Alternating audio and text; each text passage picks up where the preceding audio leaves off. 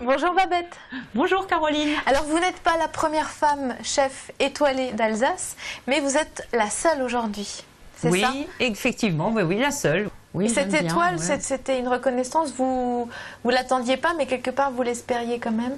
Je dirais, ce serait mentir si je disais pas qu'elle m'a pas apporté de satisfaction, hein.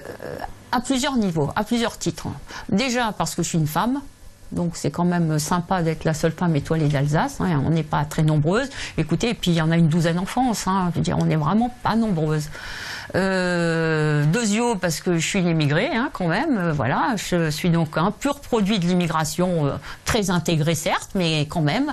Donc ça, je trouve que c'est formidable aussi, parce que c'est aussi un exemple. C'est symbolique, oui. Oui. Et puis aussi pour ma maman, hein, qui a beaucoup, elle, travaillé dans sa cuisine et qui est restée beaucoup dans l'ombre, en fait, qui n'a jamais eu de vraie reconnaissance de la profession. Donc elle est aussi un peu pour elle, cette étoile. Hein. Ouais. Elle est aussi un peu pour elle. Ouais. Donc voilà, c'est pour ça que j'en suis... ça m'a apporté beaucoup de satisfaction et beaucoup d'émotion, beaucoup de bonheur. Hein. Mais est-ce que c'est si compliqué d'être femme et chef en plus? Moi, je pense que c'est compliqué. Bon, déjà, il y a bien sûr tout le problème de la vie de famille, hein, parce que vous savez, il faut trouver le compagnon qui accepte que le soir...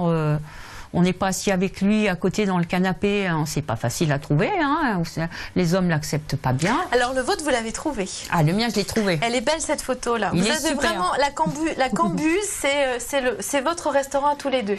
C'est notre restaurant à tous les deux. Oui, c'est notre restaurant à tous les deux. Et je vais vous expliquer pourquoi. Parce qu'en fait, tout le restaurant, c'est mon mari qui l'a fabriqué lui-même de ses petites mains. Hein, grandes mains. Oui, ses grandes mains pendant 3 ans. En fait, c'est l'intérieur de son futur bateau, hein, quand il sera à la retraite et qu'il naviguera autour de la Terre, hein, parce que c'est un marin.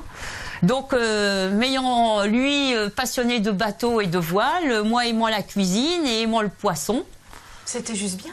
C'était juste bien, c'est tout juste bien tombé.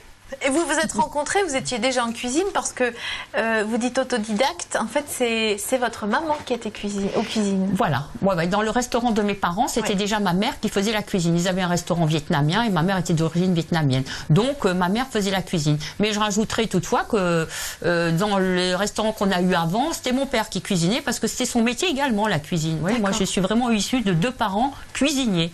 Et comment on passe de commis, de je cuis les nems de maman à j'ai une étoile? Oh, alors ça c'est un parcours, ça c'est un parcours. Vous êtes en fait hyper exigeante envers vous-même, j'imagine. Vous avez dû beaucoup travailler. Oui, j'aime la perfection. Oui, c'est vrai que j'aime l'excellence. Hein, je le dis, je suis pas forcément excellente, mais c'est vrai que je tends à.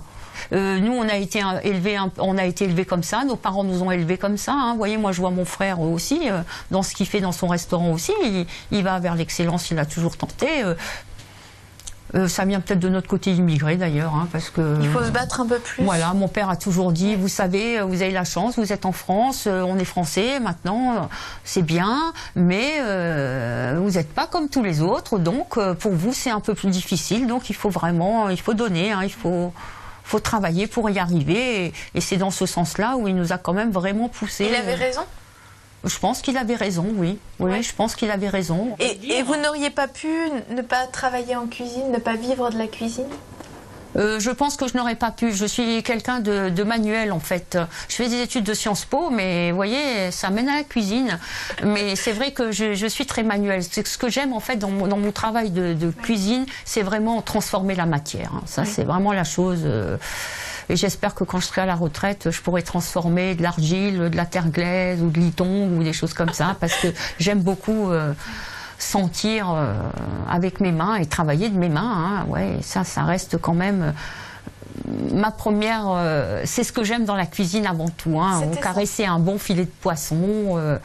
ah oui, c'est quand même ça. Et vous battez pour les femmes chefs? Oui, alors nous avons créé il y a quelques années, il y a 2-3 ans, une association des femmes chefs de cuisine, parce qu'effectivement on s'est aperçu que on n'existait pas vraiment dans le paysage gastronomique alsacien. Et ensuite, pour donner un peu l'exemple aussi, hein, pour qu'il y ait des jeunes femmes qui attrapent le virus et la vocation. Ouais. Hein, ça c'est votre bâton de pèlerin, j'ai l'impression.